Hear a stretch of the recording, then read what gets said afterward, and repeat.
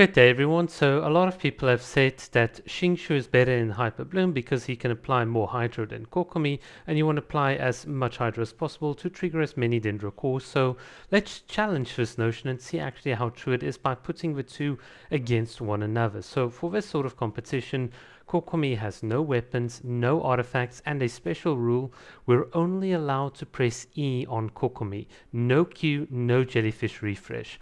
But with Xingqiu, on the other hand, we're going to give him a C6 R5 fully decked out, kitted out build. R5 Mistsplitter, the best that you can give him. So hopefully these stats are more or less satisfactory for those of you that are watching. And with that being said, let us begin the competition between the two. So of course the Kokomi team is on the right and the Xingqiu team is on the left, and let's sort of see what they're going to do. Now, one of the interesting things about like a showdown such as this is the fact that the enemy AI can also sometimes behave a bit unpredictably, and of course it can complicate any sort of conclusions that you can draw. So for the purposes of this video, let's just say on this floor both teams, more or less, if you had to play this 100 times over, will achieve relatively the same sort of clearing times. Of course, in the background footage that I'm showing you, Team Kokomi obviously was doing it like a bit faster, but this was more or less my observation from doing a lot of runs. But yeah, this is with Kokomi only pressing her E and no jellyfish refresh. So with a bit of a quick mental break, let's go on to the second floor. Once again, I'm going to pick buffs that will favor Xingqiu and buffs that are completely meaningless to Team Kokomi, just so that we don't unfairly bias things against Xingqiu and make all the Fury Crafters upset. But yeah, so on this floor, obviously Xingqiu's got a bit of an advantage because of the fact that we're only pressing E on Kokomi, and Xingqiu can actually attack some of these enemies, so he's giving a bit more like single target damage, whereas we can only rely more or less on AoE reactions, and of course Sucrose doing a bit of swirl and so on. So obviously for this floor the team Xingqiu did a bit better than the team Kokomi, but that is sort of to be expected. Nonetheless, the clearing times are roughly again very similar for both teams. So yeah, hopefully you guys can see the differences. So let's just now take a bit of a quick break as we head on to the final floor.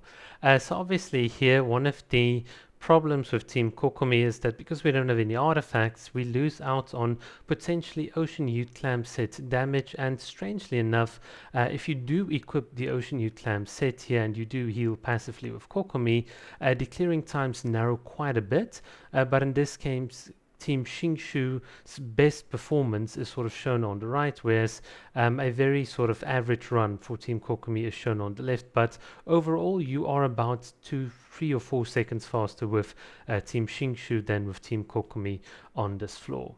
So yeah, that is my overall conclusion. Basically, Kokomi's jellyfish is really good. So you might be asking, well, what can a fully unleashed Kokomi do? Well, to that I'm going to say, enjoy the show.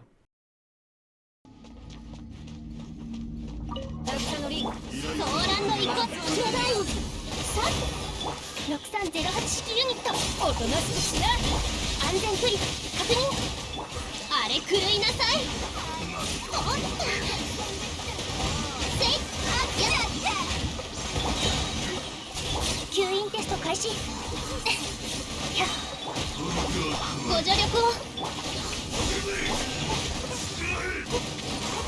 安全距離ご安心を。さっはびこれ。安全距離確認。吸引テスト開始。7号式モジュールおとなしくしな。臨界のカゴやっはっはっはっはっソーランの憩い役払い。安全距離確認。6308やっおうご安心を。信頼管理はっはっ安全距離確認。